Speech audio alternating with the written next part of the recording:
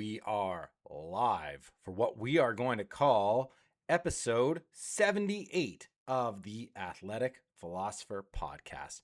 I am your humble host, Jordan Goldstein, former university professor in sport history, sport philosophy, sport psychology, sport sociology, basically a grab bag of what we call the sport humanities. Things are complicated, things are weird, things are not about the truth at the university, and I just can't be there, and I'm not there. And what we do now is my own unique blend of life and fitness coaching intertwined, how to become basically an athletic artist who is aiming their physical prowess at spiritual knowing, at self-discovery, and at living a holistic and authentic life in body, mind, and spirit. I am deep in the world of one-on-one coaching and mentorship. I also run my own coaching community called The Temple. I also work as the tribal professor on the excellent online endurance training team, Tribal Training, right there. Bang, bang. Oh, I'm really bad at pointing on this thing. Here we go. Run by the excellent Ryan Dreyer. And I bring my mindset, performance, and my extracting deep meaning out of our activities into that team space as well. So if you're listening to this and you're intrigued and interested in my methods, in my practice, in my guidance, in mentorship or coaching, if you want to get inside of the team and make contact with Coach Ryan, all of the links to get in contact with me personally and to apply to join Team Tribal will be in the show notes page. And I think I'll probably also link to the article that I'm going to talk about, which I wrote almost, 4 years ago. Which I wrote almost 4 years ago. 3 years ago. And is going to really highlight what I want to talk about today. I'm also live streaming this episode for my homies and my people over on the Substack app. So shout out to the couple of folks that are over there taking this in live. If at any time you have a question, a comment, or you want to interject yourself into the conversation, that would be fantastic and greatly appreciated. So if you want to jump in and participate, well, then you got to get inside of Substack. You got to be a follower, and you got to join one of these live streams. So I'll also provide links to my socials, so you can follow me and see what I'm doing in terms of writing, as well as the world of podcasting. Okay, special episode. This one has been on, well, they're all special. But this one has been on my mind and on my heart for a little while now, and I think that it is a very important episode and one that will not only bring you guys even further and deeper inside of my own process of how I go about training myself and how I go about practicing, what I call exercise for the spirit, but importantly, like, how do we do this over a long duration of our lives? Like, how do we manage athletic performance, athletic training, and athletic living with the stark realities of aging, of physical deterioration, and of coming to grips with eventually our own mortality? If you're a sports fan, you know this drama, you know this dance, right? Every single athlete, no matter how great they were, no matter how legendary their performance is, what's the saying? Father Time remains undefeated. Father Time comes for everybody, right? But it's particularly dramatic and harsh and dramatic in the world of sports, right? You're thinking of that athlete, right, who was just the world beater, the best athlete, but who is forced into retirement because they're old, they're slow, they're weak, they're injured, they're hobbled, and they simply cannot perform to the level that they once were used to, or that, more importantly, you envisioned they should be. Now, there's like a million different examples in sports, but the one that comes to my mind, there's two that come to my mind in terms of like epic, legendary, Hall of Fame, generational style players who just continued to play in the pros for a long time. And this created a bit of tension. So the two people I'm thinking about, one is Jerry Rice and the other is Chris Chelios.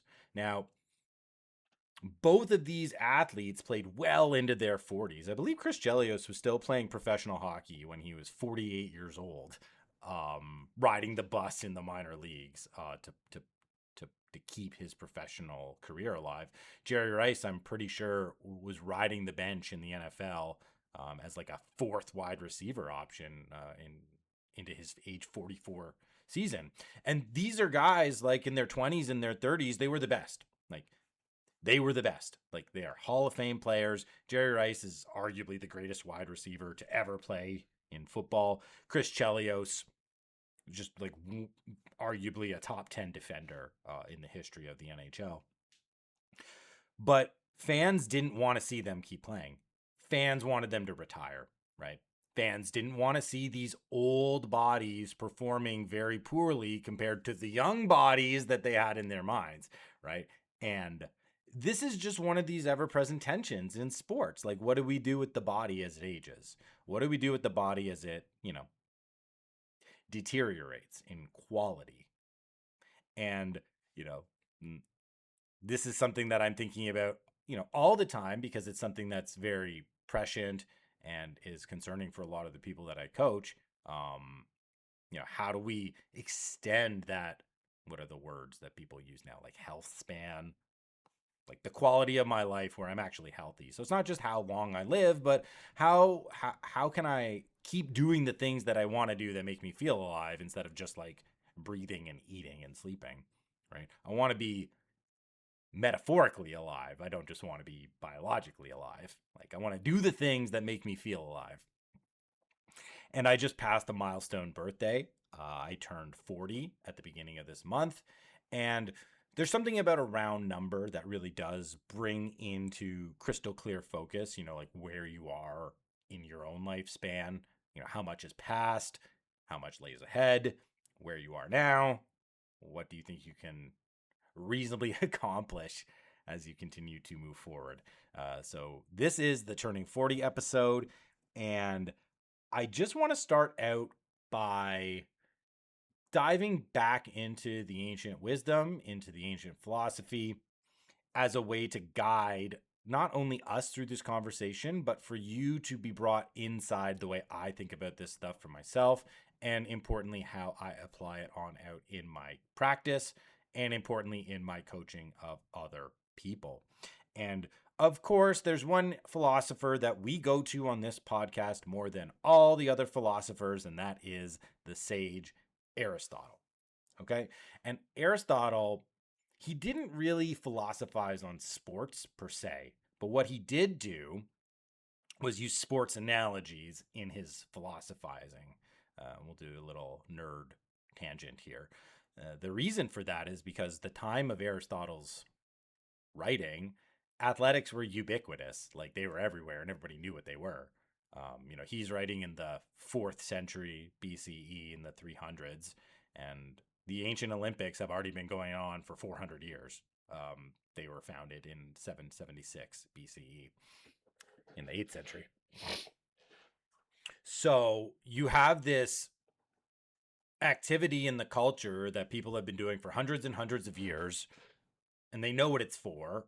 And it's mostly why you don't see like Plato and Socrates and Aristotle talking specifically on athletics. But there are all these analogies, there are all these athletic analogies. And Aristotle has this incredible analogy on beauty in which he takes the male body as the, sort of the example. And as he is describing beauty, we actually end up with a little bit of a roadmap into how we may want to take care of our bodies and how we might want to aim ourselves at different stages in our lives, right? And the overall point that Aristotle's trying to make is that beauty is relational and beauty is contextual. So what's beautiful in one moment may not necessarily be beautiful in another because it's not appropriate. And beauty is this representation of harmony. Like beauty is this representation of symmetry, of things in proper proportion to each other. And for the ancient Greeks, the classical Greeks, the most beautiful thing in the world was the male athletic body. So it makes sense for Aristotle then to use the athletic body as his example when he's discussing beauty. Whoever's giving me the love out there, I just want to say I love you back out there on Substack. I just keep peering over and I see these hearts coming through. So one heart to all those hearts that I'm seeing. Thanks, guys. All right. Let's get to Aristotle. What does Aristotle have to say then about like the aging body and of beauty and this idea that these things are relational and contextual, and how the heck is that going to inform us as to like how I'm supposed to live in an aging body, but yet keep this athletic vigor and this holistic health idea top of mind, and then actually like being able to execute upon it. Okay, so this comes from an article I wrote. Let's, I'm a historian here. Let's get the things right. How to come to terms with an aging athletic body, 100-year-old advice from Aristotle. I wrote this on April the 29th, 2023. Holy moly. I wasn't wrong. That was about 4 years ago now, wasn't it? Okay. So for Aristotle gives us 3 different categories: for a young man, for a man in his prime, and for an old man. So the way in which we can think about this for aging is something like a young man is like an adult. Maybe you just turned 18. We can think of like 20. So from 20 to what? Like the end of your 30s. Like that's when you're young, even though 30s are really your middle age. Like you still have that physical vitality in your 30s. It's losing you, but you don't necessarily feel in the body as if you kind of are middle-aged if you've been keeping yourself fit. So we've got young man, 20-year-old man. We have man in his prime. That's like 40, right? That's like you've arrived. You've done the training. You've got experience. Now you're executing. Now you're like the high-level executor. You're like the general. You're the one in charge. You're directing things. You are in your moment. So again, that's like 40 to what? Like 55. These are loose age brackets, obviously, but we just need something to grab onto. So it's like young man is a 20-year-old, man in his prime is a 40-year-old. And then we've got old man. Old man is like 60-year-old guy, right? You're elderly. Like you're not young, you're not middle-aged, you're coming into the twilight years. Like you're on the back nine and you've probably played a few holes already of this back nine of your life, right? So we've got young man, man in his prime, old man. What does Aristotle have to say about young man?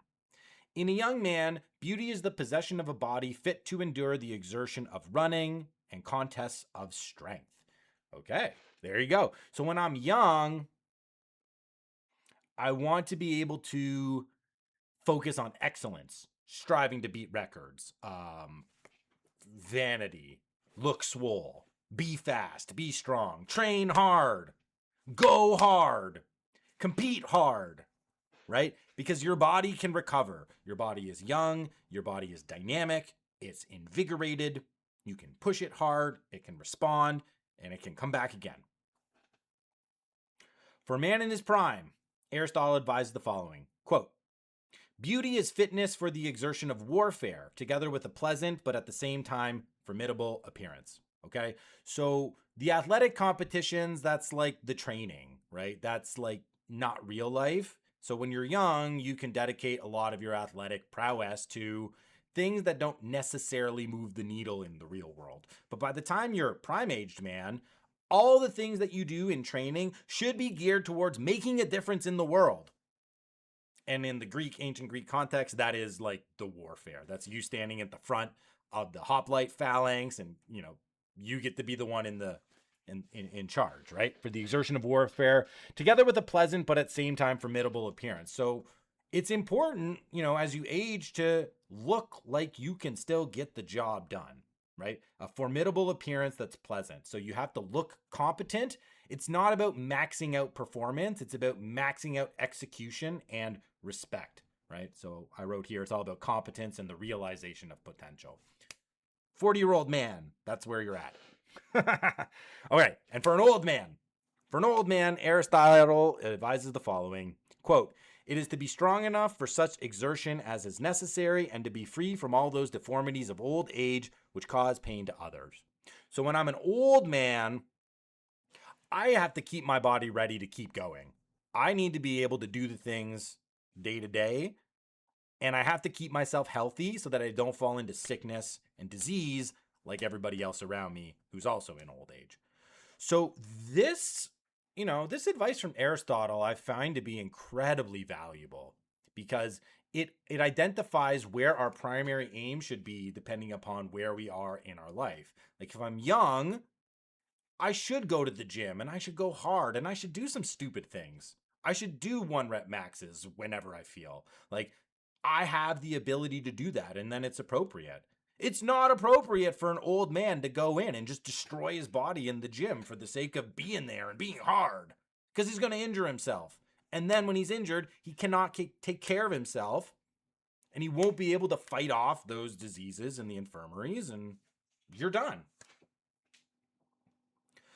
But, and here is the crucial key to all of this, no matter what stage I'm at in my life, I should always have each one of these categories in mind as I'm training.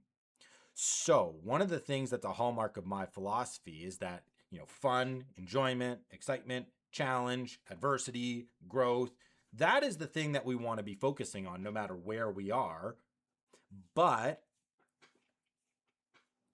if it's holistic, if it's about self-knowing, if it's about self-actualization, if it's about bringing the best of myself, well, this cannot just be like a 1 week, a 1 year type of thing. This is like my whole life.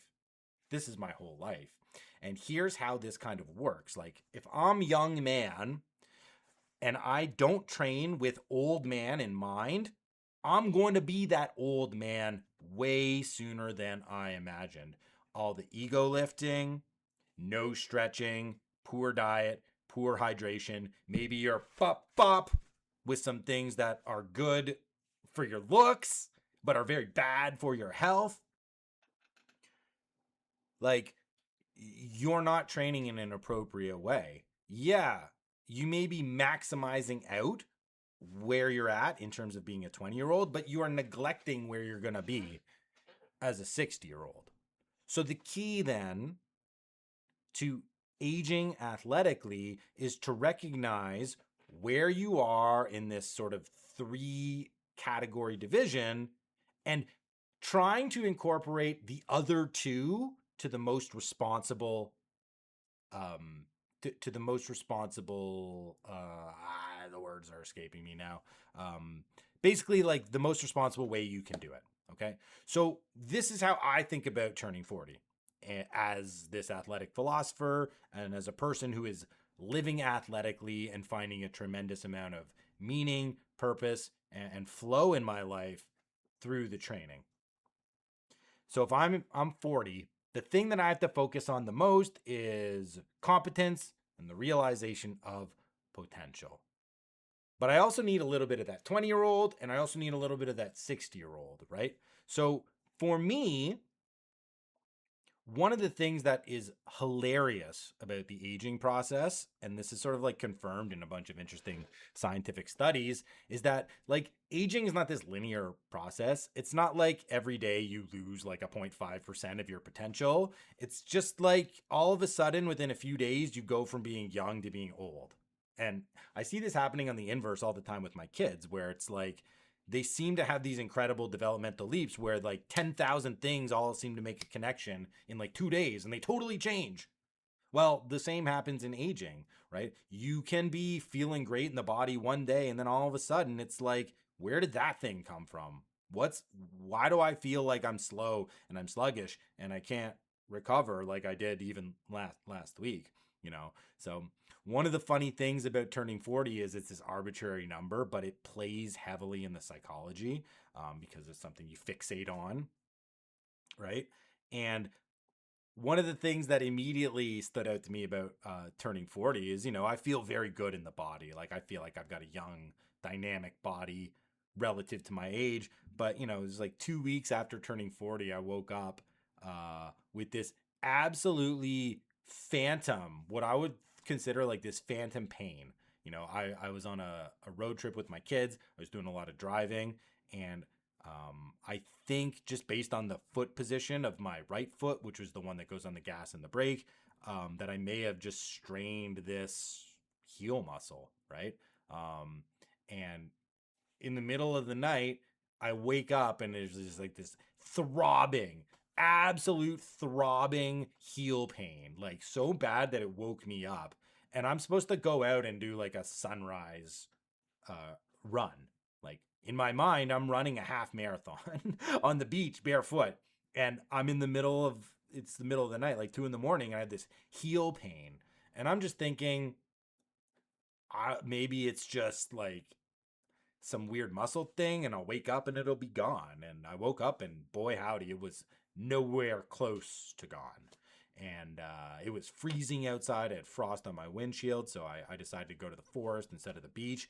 Man, that was a great decision because I tried to run and for the first time in my entire life, I couldn't. For the first time in my entire life, I couldn't. This was not some sort of a muscle pain that subsided as I took some steps. Like it intensified and it was like someone was stabbing my foot every time I put my heel down. And this has never happened to me before. Like I may have a little niggle, I may have a little muscle soreness, but it loosens up and it goes away and I can at least do something. I had to turn around and walk back through the woods and go back to my home with my tail between my legs. It's because the body is not the same body anymore. It's an older man's body. And it was a very strong wake up call to me that, as I enter age 40 and based on my understanding of my philosophy, I've got to incorporate young man and old man, right, into prime man training, right? Because I'm prime man, I'm 40. Holy moly, which of the two should I aim more towards? Which should be in the number 2 spot behind the things I'm supposed to be doing? It's pretty obvious that it's got to be number 2. It's got to be the eye towards the old man has to be more important than the eye towards the young man. So I have to train in a way that is much more responsible to how I'm going to live my life in the next 10, 20, 30, 40 years, as opposed to trying to use this next like 10 or 15 years to stretch out the high performance, right? And that's not to say I don't want to do that, but it cannot come at the expense of my longevity, of my overall health, right? Like this is one of the ways in which we utilize the training information with some of the deep wisdom to then create a solid structure that we can confidently move through. That we can confidently move through. But holy moly, isn't it funny, right? That you turn 40, you're like, in your mind, in my mind, I'm thinking it's just a number. It's not going to do anything. And literally like 2 days, 3 days after I turn 40, I'm starting to get these phantom pains that I've never felt before. And it's all like for real. And I'm also this believer that the mind will use the body to sabotage you, like to sabotage your spirit. And it's kind of like the mind was telling me, dude, you're not this young dude anymore. So here was my plan. My plan was, drive my kids home early morning in the car all day. I got up. I did a tiny little bit of calisthenics before I went out on the road with my kids. It was a 9.5-hour driving day. And the idea was then, okay, get home, get to bed, get up, and run a half marathon barefoot on the beach. And the half marathon was a stretch. It was a stretch. Like on my prudent plan, it would have been like an 11. I would have supposed to run an 11-mile run because I want to run on the beach for my long runs. And I want to eventually get to a half marathon as the standard distance as part of my training. But I didn't want to go from like the 7 miles I was running to like the 13 miles that I want to run in like a week or 2 weeks. So I just planned to add a mile every week. And I was at 10 the week before, so 11. But then I was talking to the guys in my group and the ego gets a little attached. And I'm like, holy moly, like that's a lot of running for this week. I've already put down 27 miles this week through a couple of long trail runs because I was back in Canada and I got the chance to do some runs and I took advantage of it. And I hadn't been running more than, like 22 miles in a week. So my weekly average is, I'm already over my weekly average. And I'm planning on putting another, what, 13 miles down, because my weekly average was 27. And I was just joking, hey, why don't I just put 13 more miles on and we'll get to an even 40 for the week. And that's how I would have operated in my 20s and in my 30s, like with a little bit of this reckless abandon that I can just sort of push the boundaries in terms of sleep and hydration and nutrition. Like I didn't eat very well on the drive. Not that I was eating junk, I just didn't eat. So I likely wasn't fueled up. I wasn't hydrated. I was not ready to take on this effort. And the body, I think, and the mind together like conspired against the spirit, and they said, dude, you're 40, you cannot be pushing like this for silly reasons. So I'm going to give you a pain in your heel that's so bad you're not even going to be able to run, and it's going to make you come to terms with your aging body. And boy howdy, did that ever happen. Did that ever happen? And you might be thinking, is this for real, dude? Like, you're telling me this heel pain was a signal from your mind and your body on how to properly like exercise as you're aging? And I say, hell yes. Why? Because I went back running the next day. I spent all day like stretching out my foot, thinking about like ways in which I contributed to this heel thing, right? And it's so funny because I haven't felt this heel thing in like 2 weeks, and now that I'm talking about it, I can feel my foot tightening up. Wild. Wild. I went out on the Sunday and I went to the beach and I thought, okay, here are the signals, right? Like signals that I've always relied on when to like push or when to pull back. If I have a pain and I feel that the motion is actually working out the pain or working through the pain, then I keep going. If I feel that the motion is contributing to an intensification and a worsening of the pain, I stop. That's why I stopped on the Saturday. But I get to this beach on Sunday morning and I'm putting my feet down and I'm thinking, oh, you know what? The barefoot on the sand is stretching the foot and it's making it feel better. And yeah, there's pain, but it's not getting worse right away like it was yesterday. So I keep going. And on mile 2, the pain is less. And by mile 3, it is evaporated. It's gone and it has not returned since. It has not returned since. And what did I do on that run that I wasn't going to do on the Saturday run? On the Sunday run, I was measured. I was cautious. I was careful. I said, we're only going to do 6 miles or 7 miles, depending on the time. Everything is easy. There's no pushing. All we're doing here is interrogating this pain to see what's going on. And lo and behold, the pain went away. The pain went away. So as I, have these interesting experiences in the body where I am actually, feeling the effects of being 40. I was joking. I was joking with my coach, Zach Hummel, about this, where it's like, dude, I feel like I woke up and actually turned 40. Like the body just seems to be a little more sore overall. I seem to have a little less energy. I seem to be a little bit more tired. And it's like, I feel like I turned 40 yesterday all at once when I felt like I was 29 in the body when I was really 39 in age. So the first thing that I think I'm sharing with everybody is how like the number actually plays in your mind. Because the number is kind of arbitrary, but it's not really arbitrary. Like there are some things that are happening as you transition like more fully into this middle-aged identity and this middle-aged position in your life. And what's also really fascinating is I'm reading about this exact period of life in a lot of the Carl Jung literature that I'm reading. He's talking a lot about this midlife crisis and about this sort of age 40 as this is a defining feature.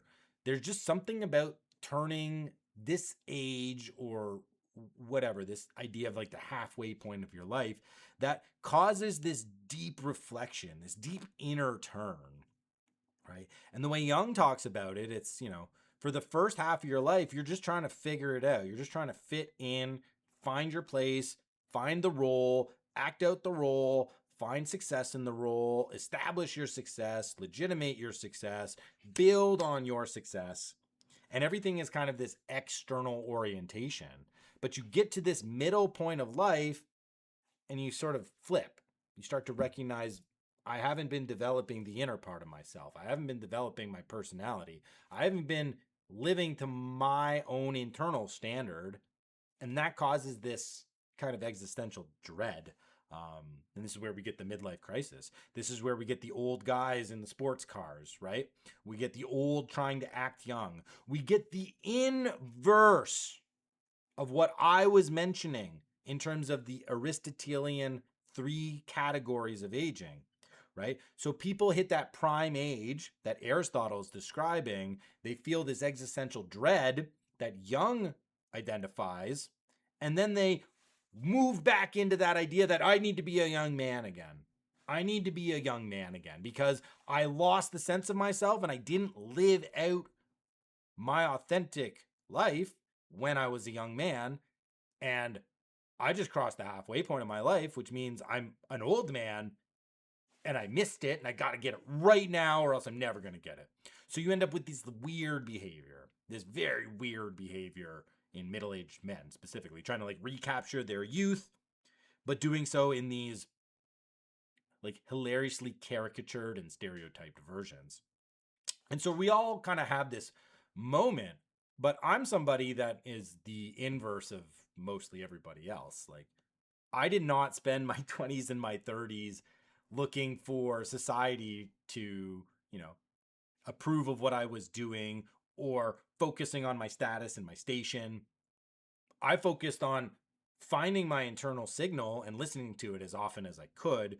And that, brought me into free speech battles at the university that made me fight the entire Canadian government effectively over the vaccine mandates. It's what pushed me out of the university and me recognizing I couldn't, with good heart and conscience, stay in these Maoist institutions, which is an absolutely proper description of them.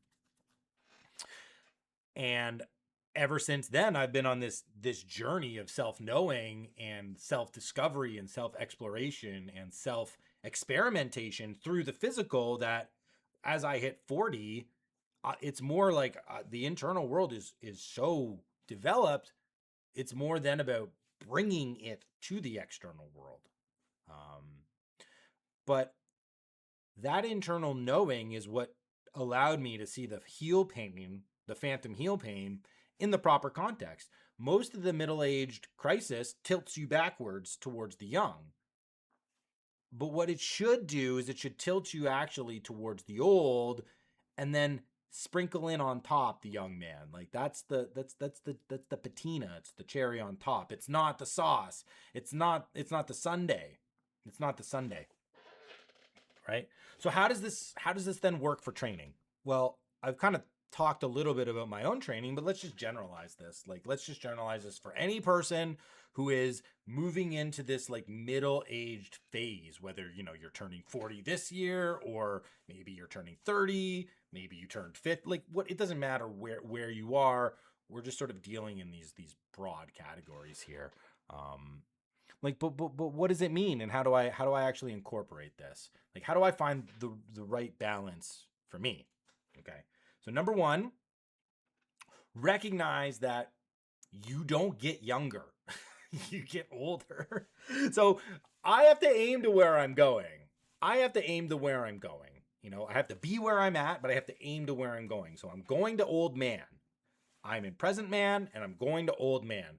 That means the aim first and foremost has to be connected to where I'm going, right? That's why number 2 has got to be old man.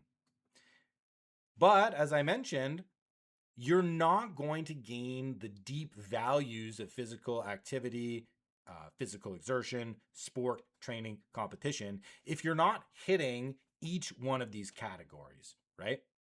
That's like the young guy who's just popping steroids in the bathroom. He is not getting the deepest value out of his activity, even if he's getting swole and hitting PRs, because he's neglecting old man and he's setting himself up for a very tough second half of his life physically because he's neglecting that part. And that's the same as the old elderly person in the gym who just goes to maintain themselves. And that's great. Like, you want to maintain your physical health, but you're not gaining the deepest value of the activity because you're not striving for excellence like the young man should, and you're not executing and being competent like the prime man should. So we need each one of these categories in order to access the deep value.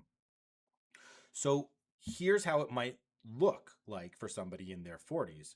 You train, number one, for competency and the realization of potential. So to show what you can do, and that's not bragging and that's not in vanity, but as, and this is especially true in the modern society, like if you walk around in your 30s and your 40s and your 50s and you're in shape and you got a low resting heart rate and you've got some muscle and you can do a pull-up or two, like, and you can sprint and you can jump, you're like a superhuman compared to everybody else, because everyone else is slacked on their physical health. Everyone is growing around the waist, and they're slowing down and they're accepting it, right? So for me in middle age, the competency and the realization of potential is just to simply like keep myself fit. It's to keep myself fit, and to keep myself fit in a way that's going to allow me to continue to be fit for the next 10, 20, 30, 40 years. So first thing about training as a 40-year-old, don't train in a way that takes you out for the next day. No heavy leg days that, like, now I can't walk for 4 days. Like, what good is that? That doesn't do you any good. That's 1 day of ego for 4 days of inactivity, and you can't afford to make that trade, right? You got to show up every day. So the first thing that you got to do is, again, like, what is appropriate for where I'm at? What is appropriate for where I'm at? So we train, number one, for the competency and the execution. Why do I train 7 days a week? So I can be the best dad and the husband and coach that I can be. Like, I'm going to talk to you right now about a story that just happened to me on the weekend. And this is what I'm addicted to right now. This was not what I was addicted to when I first started trail running as a 26-year-old, when I was a young man. When I was a young man, it was the thrill. It was running as fast as I could down a very technical decline, a downhill, and jumping over all the obstacles and flying and going as hard as I could and maxing out at threshold and feeling like I was going to have a heart attack for the entire time that I was running, and then just making it all dynamic. That's not what I like. That I still like it, but I can't have every trail run be that, right? I can't have every trail run be that. What do I love most about the trail runs? Right now, it's the patience that I'm getting. Like when I'm out in inclement weather and I'm getting blasted with snow or ice or rain or cold wind or humidity or whatever, I'm just thinking about, man, I'm gaining patience. I'm gaining endurance, I'm gaining energy, and I know that this is going to allow me to do better in the things that matter outside of this run, which is being a great dad, being a great husband, and being a great coach. And for me, it looks like this. Like when I was a younger man, I was impatient and I was demanding. If it was me and my wife and we were on a trip and we were tourists and my wife had a plan for the day and I was following her and there was a hiccup or two, I was a jerk. Why wasn't this smoothed out? Why are we doing this? Why are we waiting? Why, like demanding, judgmental, condescending, completely like jerk behavior. And that's just something like I do not want to exhibit as a dad and as a husband. So the four of us, we took a trip down to we were downtown tourists in Chicago. We live about an hour north of downtown in the suburbs. So we took the commuter train right into Union Station. We went up the former John Hancock building. We did the observatory deck. We did Millennium Park. We went and got hot dogs. Like we did the whole thing. And my wife, she put together the plan and it was great. But there are times where it's like we're standing on the corner of a street and we don't know where we're going. And, oh, I thought we were going here, but it turns out we can't. And we have to change the plan. And we're getting blasted with this cold wind that's coming onto the lake. And, previous young version of me is he's short. He's impatient. He's rude, right? He is judgmental. He's blaming. And I still feel those things on the inside, but I don't allow myself to act on them anymore. And so I just stay in silence. And every single time that I felt that rise, I just was silent. And I think about that and it's like, yeah, that's not possible. That transformation inside of me is not possible without the trail running. So I love the trail running. And then that sort of opens up into I love compromise training. I love adversity in my training. I like a training session where everything's going wrong because I can still gain this spiritual victory of, yeah, but I didn't quit and I brought the better version of myself. And now when things are tough out in the world, I know that I should be able to bring my better self towards it. So all the training that I'm doing right now and the things that I'm picking up on the most are related to what I need to execute in real life. In real life. And then train in a way in which you get to show up and you're not injuring your body. So listening to those signals, not going hard, like 95% of my training sessions are not hard. They're easy. They stack on each other. They make it easy for me to show up the next day, right? Because what I want is a process that I can keep coming back to year after year, decade after decade when I'm an old man. But if all I'm doing is focusing on the real world and not getting sick and feeble in my old age, I'm still not getting the most. So I still need excellence. I still need to strive for excellence. And so for me, that is the role of the competition. The competition gives me the proper place to strive for excellence. And that's not necessarily performance excellence, needing to get a particular time, but more about here is an appropriate window of time where you get to go and challenge yourself a little bit more than you normally would in the training. Like the competition gives me the arena to go a little bit more hard, and it's a safe place to do it because it's set up for me. Like I've done some crazy training sessions just on my own where I decide I want to run a marathon. Oh, and by the way, I don't want to do it with any water or food, and I'll do it when I'm already fasted for 16 hours. Okay? If I decide to sign up for a race, like I have safety built into it. I've got volunteers, I've got aid stations, I've got a whole structure that if I push hard, someone is there to take care of me. And even in those marathon sessions, those fasted marathon sessions, I didn't allow myself to go hard. I didn't allow myself to push past that barrier because I knew I didn't have those safety restraints. So the competition is this place to it's like the safety valve. It's the place where excellence should be experienced. And then it's about picking, the right races for you for where you're at. So, if you're in your 60s, in your 70s, you want to still be signing up for competitions as a way to bring about that pressure of excellence. But it's not necessarily even about the times, because let's get real, the times are going to get slower. It's more about pushing yourself into a moment where performance and execution matter the most, and that you get to taste that. You get to taste that for a little bit. Okay, so that's how we would integrate that final element, that young man element, into our training as we, approach middle age and even further. We want to utilize the power of the competition to properly orient and aim where we get to go hard, and then how we train. And then within the training, you're gonna have a couple sessions where you do get to go hard, but you're responsible for putting up those guardrails for yourself. And I think that this is the way in which, as we just age athletically and we want to age gracefully through athletics, this is the type of harmony that we want to be providing for ourselves. Like we want a dynamic yet stable ratio. So if I got 100% and I'm prime age man, I want, 70% of my training to be aimed around prime age man.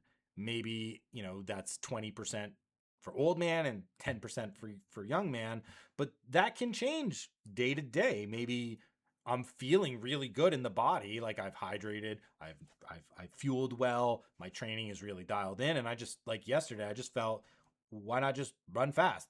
Like it was a road run, my legs were turning over nicely.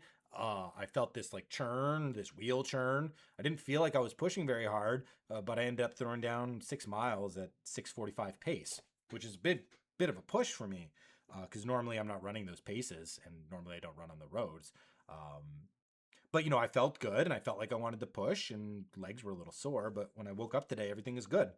So yesterday, the young man ratio might have overtaken the old man ratio just based on the feel. They may have equalized. So it's this dynamic interplay, which is based upon sort of a static understanding of where these ratios need to be for you. But ultimately, that's what works for me, and that's my own ratio. And I am calibrating it, day to day, because I'm sensing different things in the body. I'm feeling different things in the body. And I just am not at, once you turn 40, once you cross into this different category, you ignore this stuff at your own peril. Like, you ignore it at your own peril. I could be naive. I could be ignorant. I could be negligent. I could try to ignore all this stuff, but it's gonna come after me. It's gonna come after me.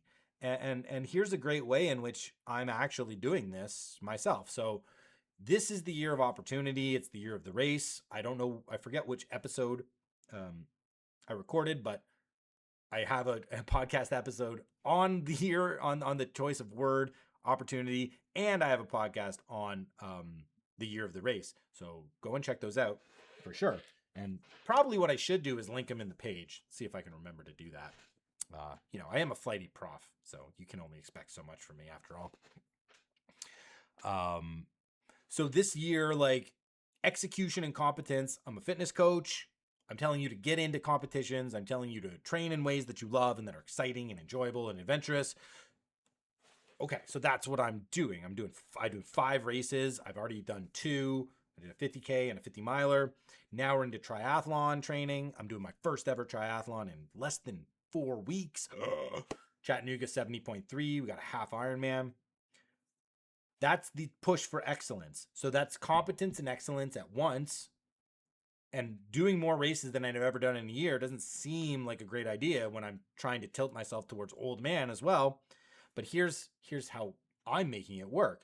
I'm going to plan my first ever rest week for the week after the 70.3. And this is a big deal for me because I don't even take a rest day. I don't take a rest day. My rest day is like an hour of yoga or calisthenics. Like, I do strength and stretching, basically. So I don't have off days. The only off days I have are some travel days and some sick days. And in the last 13 years, that's less than the fingers on my hand. I'm not even joking. I also have a loose definition of what counts as training. So what you might not think is a training session, I count as a training session. So that's not like every single day it's an hour in the gym or like a 6-mile run. Sometimes it's 10 minutes of push-ups. But to me, that counts because it's intentional. And I get into a space where the only thing I can feel in the moment is like the body's experience in pain and me having to bring myself to overcome it. If I have that moment, I count it as exercise. Okay. But I'm switching up what I need, right? I recognize, like, I'm going to be doing a race I've never done. I'm going to be doing disciplines I've never done. I'm already starting to feel a little bit of the effects of training this much for the, 3-sport training, bigger races, new races. I already mentioned how I woke up and I started to feel like I was 40. So now I need to act accordingly. I got to act my age. So I got my first ever rest week already programmed. And I tell you what, I'm looking forward to it. Instead of running on the beach, I'm going to read on the beach. And I'm going to just swim for fun, like in the water without anything. I'm not going to go for runs. I'll go for walks. I'll go for hikes. Like, it's going to be great. But that's how I'm moving forward with this athletic aging thing. I'm not giving away everything. I'm just slowly changing the ratios that are most appropriate for where I am, and is going to allow me to tweak them to continue to get the maximum value out of athletics, hitting each one of those categories: young man, prime man, and old man. And that is the way forward, not just for me, but for anybody who is trying to search their way through this middle age period where we're moving from young man into prime man, or maybe we're moving from prime man into old man. wherever we are in our individual journeys, the thing that we have to recognize is that I have to be both young, middle aged, and old at heart at all times in order to get the most out of this thing.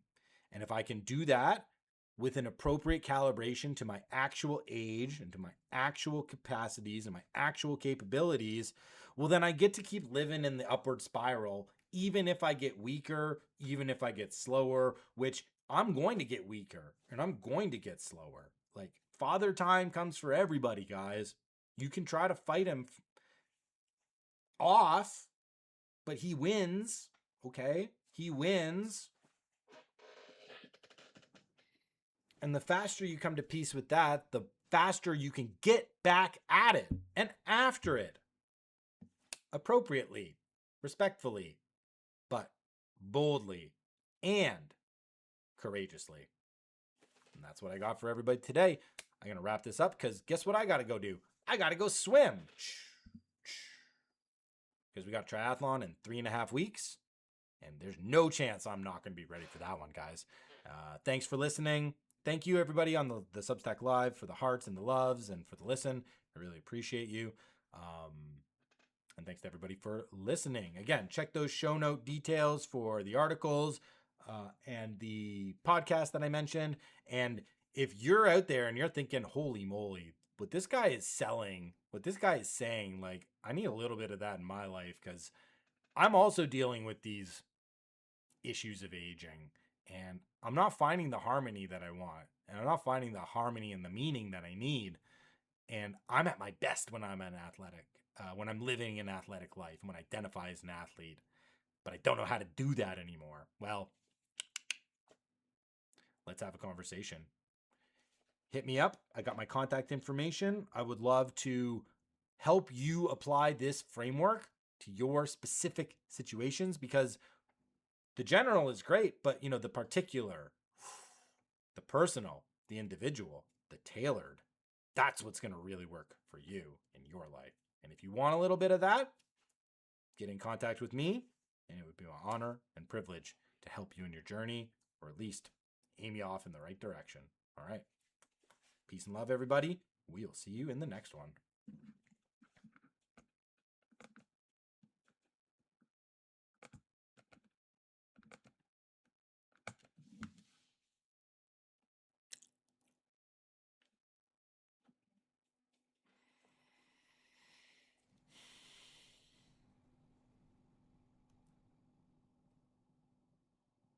And this is sort of like confirmed in a bunch of interesting scientific studies, is that like aging is not this linear process. It's not like every day you use like a 0.5% of your potential. It's just like all of a sudden within a few days you go from being young to being old. And I see this happening on the inverse all the time with my kids, where it's like they seem to have these incredible developmental leaps.